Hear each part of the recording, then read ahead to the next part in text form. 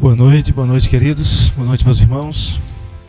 Nós vamos dar continuidade aos nossos estudos e hoje nós vamos refletir, na sequência, óbvio, sobre o último sinal. Já vimos falando de vários sinais que vão se sucedendo, mas o último sinal, a volta do Filho do Homem. É preciso a gente voltar um pouquinho, versos 29 e 30, e ler também o 31, onde a palavra de Deus diz o seguinte. Eu vou ler esse texto, peço que os amados acompanhem.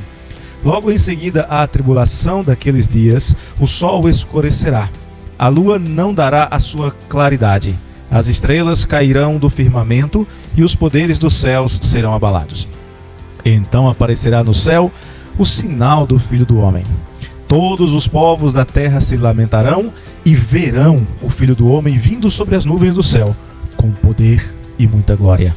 E ele enviará os seus anjos com grande clangor de trombeta, os quais reunirão os seus escolhidos dos quatro ventos, de uma a outra extremidade dos céus. A área da escatologia bíblica, ou seja, dos estudos a respeito de como serão as últimas coisas, é uma área na qual o estudante deve ser extremamente cuidadoso. E eu vou dar pelo menos duas razões para sermos cuidadosos quando estudamos escatologia. A primeira delas é por causa da linguagem altamente simbólica que normalmente é utilizada pelos escritores bíblicos. E isso é natural, porque eles estavam vendo e tentando descrever eventos tão grandiosos, tão extraordinários, que eram muito acima da sua capacidade de cognição, de vocalização ou de descrição. Na segunda carta aos Coríntios, por exemplo, no capítulo 12, Paulo fala sobre isso, dizendo que ele conhecia um homem que viu coisas que eram inefáveis, que não eram nem lícitas tentar se referir a elas. E a segunda razão, é tão importante como a primeira, é que os eventos que são narrados, pelo menos até o verso 28, são perfeitamente aplicáveis a eventos ocorridos entre a crucificação e a atualidade. E ao mesmo tempo existem outros eventos que ainda não aconteceram. E como nós podemos fazer então para interpretar corretamente? No máximo nós podemos fazer conjecturas buscando fidelidade ao conteúdo geral das Escrituras, mas tendo em mente que nenhuma profecia provém de particular elucidação. É Deus quem as dá, e a nós cabe vivenciá-las, conhecê-las e crer naquilo que o Senhor fala. Todos os acontecimentos descritos antes do verso 29 podem ser perfeitamente compreendidos como se eles estivessem ocorrendo em justa posição, um e outro ao mesmo tempo, durante este período que nós chamamos de período do fim dos tempos. A apostasia, a falsos profetas, guerras, rumores de guerras, destruições entre os povos, confusões, a humanidade se aproximando cada vez mais de conseguir a proeza de ultrapassar as próprias bestas feras em suas ações malignas. Não serão as guerras, não vai ser a destruição, não serão as pestes que vão marcar o fim dos tempos. Na sequência do discurso proferido por Jesus, fica a impressão que o evento mais marcante será justamente aquele que é o menos espetacular, aquele que é o que menos chama a atenção, a pregação do Evangelho por todo mundo. É só depois da pregação do Evangelho que ele diz, e então virá o fim. A pregação do Evangelho para todas as nações, e então virá o fim. Nós podemos ver isso em Mateus 24, versos 13 e 14. Vamos ler esse texto, Mateus 24, eu leio o 13, os irmãos respondem com a leitura do 14. Aquele, porém, que perseverar até o fim, este será salvo. E será pregado este evangelho do reino por todo o mundo, para testemunho a todas as nações. Então virá o fim. Somente após a pregação do evangelho para todas as nações virá o fim. Enquanto os olhos das pessoas estão voltados para as coisas grandiosas, para as coisas espetaculares, para os grandes eventos históricos, o evangelho vai continuar sendo pregado e chegará a todos. E todos aqueles que tentarem agendar a volta de Jesus de maneira soberba e arrogante, se fixando nos grandes eventos, nas grandes datas, todos os que tentaram no passado fracassaram. E todos os que tentarem fracassarão também. E cabe a nós a atitude do salmista no Salmo 131. Senhor, não é soberbo o meu coração, nem altivo o meu olhar. Não ando à procura de grandes coisas, nem de coisas maravilhosas demais para mim. E ele diz mais, eu fiz calar e sossegar a minha alma. E é isso que o Senhor manda que a gente faça, que acalme, que sossegue a alma. E óbvio, para que venha o fim, pregue o Evangelho. Pregue o Evangelho. Essa é a nossa obrigação. Ao olhar esse texto que nós separamos para nossa reflexão, fica muito claro que no momento, no instante da volta do Senhor Jesus, haverá um verdadeiro caos universal. Isso vai acontecer logo depois da pregação do Evangelho, quando todas as coisas terão chegado ao seu fim, ao seu estado determinado, ao seu estado final. Não vai precisar acontecer mais nada. Não haverá tempo para ajustes, para correções, para complementos, para, como foi mencionado na parábola das virgens, para colocar mais azeite na candeia. Não vai ter tempo para essas coisas. O tempo final terá chegado. A verdade é que toda a criação foi afetada pelo pecado de Adão e de Eva. Tem gente que duvida da historicidade de Adão e de Eva. Claro, gente que não é crente segundo as Escrituras. Mas mesmo quem nega a historicidade de Adão e de Eva, não pode negar uma verdade. Não existe no mundo um único lugar perfeito. Em todos eles há imperfeição. Em todos eles há alguma forma de degradação. Especialmente se a gente estiver presente. Aí é que a coisa complica. E o primeiro casal, Adão e Eva, eles foram o último ato criador de Deus, já no sexto dia. E a eles foi dado o governo sobre a criação. E esse governo incluía domínio, regência e cuidado. Eles não se tornaram os donos do planeta, regentes divinamente investidos sobre todas as coisas, as animadas e as inanimadas que o Senhor criou. O problema é que o seu pecado afetou a sua própria natureza. Caíram, macularam a imagem de Deus em si próprios, e o seu relacionamento agora se tornou imperfeito com Deus e resultou num relacionamento imperfeito com a própria criação. E a Bíblia diz que a criação foi lançada, segundo o apóstolo Paulo em Romanos 8, 20 e 21, a criação foi lançada num cativeiro de corrupção. Vamos ler esse texto? Romanos 8, 20 e 21, o apóstolo Paulo nos dizendo que toda a criação, por causa do erro, por causa do pecado de Adão e Eva, foram lançados neste cativeiro. A Bíblia diz o seguinte, verso 20, pois a criação está sujeita à vaidade, não voluntariamente, mas por causa daquele que a sujeitou. Na esperança de que a própria criação será redimida do cativeiro da corrupção, para a liberdade da glória dos filhos de Deus. O cuidado do jardim para o homem caído se tornou trabalhoso, enfadonho, tendo que lidar com cardos e abrolhos. E pior, o domínio do homem se torna destrutivo. Mas isso não vai durar para sempre. Tanto quanto o homem enfrentará o juízo, a criação também passará pelo processo redentivo, para que haja novo céu e nova terra. Vai haver uma recriação perfeita do universo como Deus quer que ele seja. Nem o homem, nem a própria criação, nada que existe neste mundo é capaz de fazer isso. E é por isso que Deus, literalmente, diz o Senhor Jesus, ele vai pôr abaixo o universo tal como nós o conhecemos. E mesmo que os homens hoje em dia ou no passado tenham divinizado os astros, mesmo que os homens com a sua ciência julguem-nos quase eternos com milhões, bilhões de anos, eles só vão permanecer enquanto o propósito redentivo de Deus estiver em curso, porque a restauração é para toda, absolutamente toda a criação. Mas ela tem um segundo aspecto importante, que ela é totalmente transformadora. O Senhor Jesus descreve esse momento da sua volta numa linguagem comum ao homem do século I. Óbvio.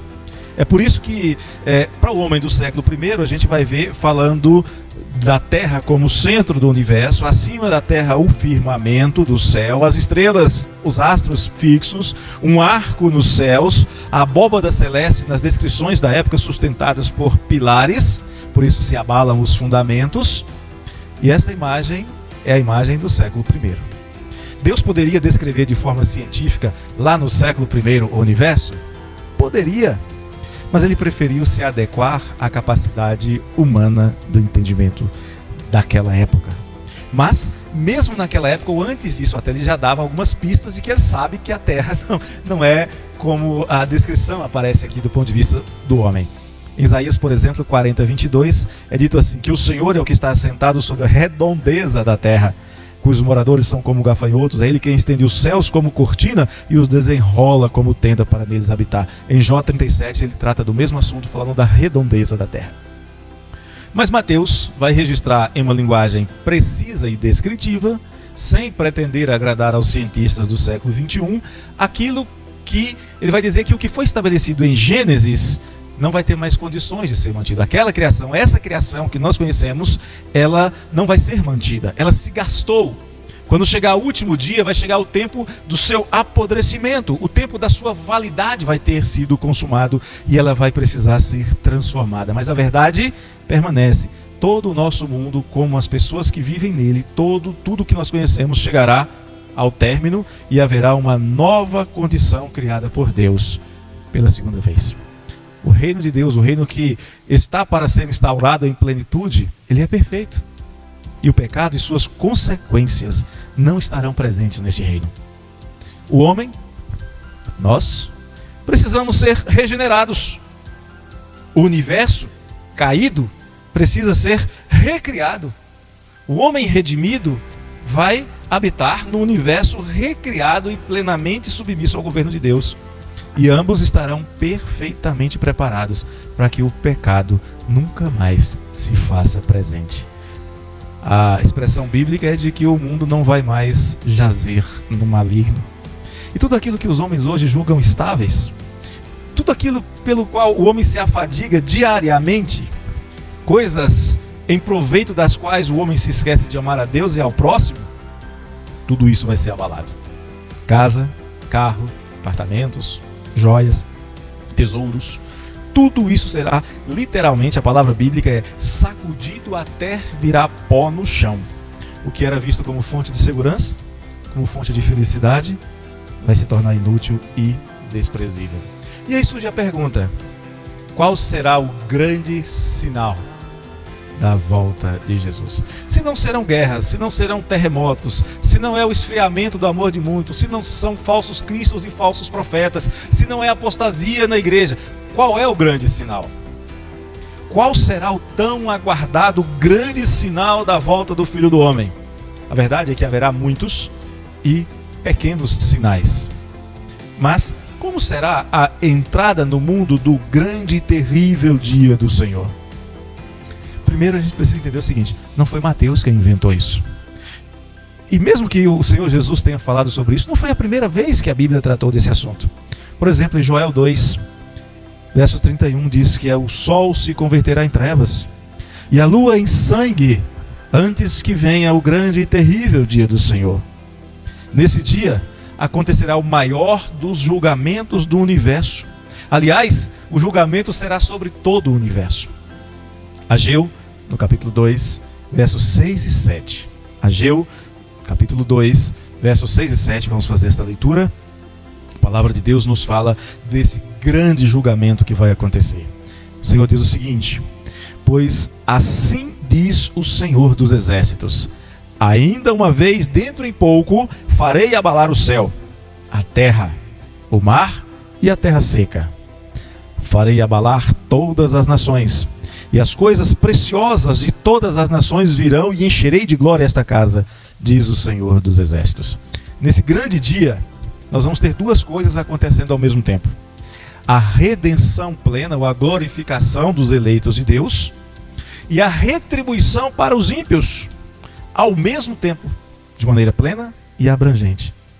E o seu início vai se dar de maneira inquestionável, de maneira repentina. Jesus fala sobre isso algumas vezes antes desse momento. Ele fala, por exemplo, do patrão que chega para inspecionar o servo sem avisar. Ele fala do ladrão que invade uma casa sem avisar. E ele fala também, como já foi mencionado recentemente, ele fala de um raio que de repente surge no meio da escuridão. Todos simbolizando algo inquestionável e efetivo. E segundo o texto que nós lemos, o grande sinal da vinda do Filho do Homem é a própria vinda do Filho do Homem. O seu aparecimento vai marcar a transição do que é velho para o que é definitivo. Vai marcar a transição do que é perecível, que se revestirá de eternidade. A sua glória, da qual ele abriu mão em sua encarnação, agora será demonstrada em plenitude, ao ponto de mesmo os astros luminosos perderem o seu brilho. E a glória do seu reino, então, vai permear toda a terra. Aquele que um dia veio como servo, agora vem como rei. A ovelha muda, agora se manifesta como leão que reina. E mesmo quem não o recebeu, agora é obrigado a reconhecê-lo como aquilo que ele é. E este é o sinal do Filho do Homem, a consumação da sua obra redentora.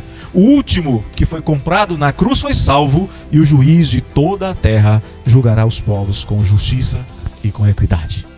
O sinal do Filho do Homem é a sua manifestação como rei e juiz sobre toda a terra. E neste momento de manifestação, o Senhor dará a cada um o seu galardão. É o tempo da colheita. E Jesus avisou ao contar a parábola do joio o que acontece no tempo da colheita. A colheita não é feita antes, quando o joio e o trigo estão misturados. Mas ele diz: deixe que eles cresçam juntos até a colheita. No tempo da colheita eu direi aos ceifeiros: ajuntai primeiro o joio, atai-o em feixes para ser queimado, mas o trigo recolhei-o no meu celeiro. Há uma separação. A vinda do Filho do Homem será um dia de julgamento, e neste dia seus emissários, as hostes celestes, que ele poderia ter chamado em seu auxílio, por exemplo, na sua humilhação, quando estava diante de Herodes, agora estes anjos celestes executarão a sua vontade em juízo, exaltação e glória. Os anjos, os espíritos que foram dados como espíritos ministradores a serviço dos santos de Deus, está em Hebreus 1,14, executarão a sua última tarefa na consumação de redenção dos homens. Eles não são agentes da redenção, o agente da redenção é Cristo. Eles são agentes ministradores da obra de Cristo. Eles reunirão os escolhidos de Deus, e naquele momento os escolhidos de Deus irão ao encontro do seu Senhor e ouvirão a maior das bem-aventuranças. Ouvirão a voz do próprio Senhor lhes dizer que eles têm o privilégio de entrarem na eternidade glorificados e abençoados. Está logo à frente em Mateus 25:34. Então dirá o rei aos que estiverem à sua direita: vinde, benditos de meu Pai, entrai na posse do reino que vos está preparado desde a fundação do mundo. Também está em Marcos 13:43. Neste dia terá chegado o tempo de conhecer definitivamente a diferença entre o que teme ao Senhor e o que não o teme. E esse dia já era anunciado e esperado desde os dias de Malaquias. Capítulo 3, verso 18, o profeta diz: vai chegar um dia em que nós veremos a diferença entre aquele que é justo e o que é perverso, entre o que serve a Deus e o que não o serve. Nesse dia os justos serão glorificados e os ímpios ficarão aterrorizados pelo clangor das trombetas e serão condenados a danos eternos. Me faz lembrar daqueles filmes de faroeste, quando estava no auge da peleja, numa dificuldade terrível, de repente ouvia-se os clarins da cavalaria chegando, os índios saíam correndo desesperados e finalmente o mocinho abraçava e beijava a mocinha. Em Mateus 13:41, o Senhor diz que mandará o Filho do Homem e os seus anjos, que ajuntarão do seu reino todos os escândalos e os que praticam a iniquidade, e os lançarão na fornalha acesa. Ali haverá choro e ranger de dentes. Nesse dia, o que tem sido por nós crido, aquilo que nós cremos, se fará visível. E nesse dia, nós não precisaremos mais de esperança, não precisaremos mais andar pela fé, porque já veremos a consumação. Não veremos mais como em espelho, como diz Paulo em 1 Coríntios 13, mas veremos face a face. E finalmente, terá chegado o dia mais esperado por todos os bem-aventurados que creram no Senhor. Terá chegado o dia que nós mais esperamos, mesmo sem tê-lo visto ainda. Finalmente, todo olho o verá. Eu o verei tal como ele é. Você que crê, você o verá tal como ele é. E até os ímpios o verão tal como ele é. A grande questão é como a consumação desse momento será recebida. Para aqueles que creem, como a consumação da sua esperança. Estaremos clamando como em Apocalipse 22:20. Amém. Vem, Senhor Jesus.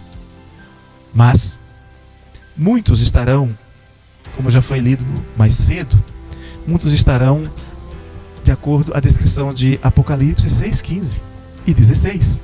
Vamos ler de novo esse texto para fixar na nossa mente. Apocalipse 6, 15 e 16. O texto sagrado nos fala que os reis da terra, os grandes, os comandantes, os ricos, os poderosos. Aí alguém vai dizer assim, mas é só esses, só os poderosos, só os grandes? Não! E todo escravo, e todo livre, é todo mundo, todo tipo de gente, se esconderam nas cavernas e nos penhascos dos montes. E disseram aos montes e aos rochedos: caí sobre nós e escondei-nos da face daquele que se assenta no trono e da ira do Cordeiro, porque chegou o grande dia da ira deles. E quem é que pode suster-se? Quem pode se manter? Não sei se vocês já tiveram a experiência de um martelo cair no dedo do pé. Não sei. De uma pedra, de uma panela, de uma tampa de panela que seja, cair no dedo do pé. Dói. Agora imagine você estar tão desesperado, mas tão desesperado que você vai desejar que um monte inteiro lhe caia sobre a cabeça. É isso que vai acontecer com aqueles que não creram, que tendo ouvido o testemunho não o receberam, que amaram mais o presente século do que o Senhor Jesus. Como você vai receber o momento da volta do Senhor Jesus? Como a consumação da sua esperança, ou vai ser tomado de terror indescritível ao ouvir o clangor das trombetas? A diferença não está na sua bondade, mas está na sua fé. Está em você crer ou não no Senhor Jesus. Que Deus te abençoe, que Deus nos abençoe e que nós possamos juntos nos abraçarmos felizes e alegres no grande, no glorioso dia do nosso Senhor e Salvador Jesus Cristo. Quero convidar